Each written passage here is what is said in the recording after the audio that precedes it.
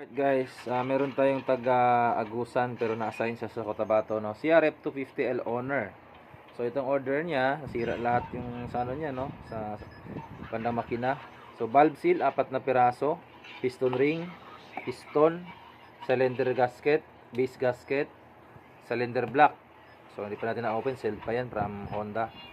Sa side gasket, sa may lining, ito naman ang sa stator na gasket. Yan. Yan ay papuntang Sultan Kudarat, no? Kulang pa tayo ng side bearing nito. Yung side bearing ng CRF 250L 2013 to ha. Again, walang COD. Nagbayad lahat to si sir, no? Payment first kasi ako, wala akong COD niyan. Dahil lahat dito sa Facebook, walang COD. Kung gusto COD sa TikTok ko lang, pero wala doon yan, wala doon yan. So ito naman, order din to, spoke 1821 na CRF 250L, stock na rim na 1821. Japan spoke to. Yan. Ito naman CRF 300L 2023, yung panel gauge niya. Yan. Nabasa, nasira daw yung ano ni sir. Ito sa Canada pa si sir, pero sa Pilipinas ng shipping, no? Nagbayad siya sa atin via RIA, no? Remittance RIA. So makuha sa Palawan lang.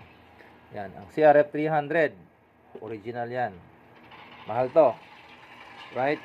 Sa mga baguhan, magpa-legit check para magtiwala kayo. Alright?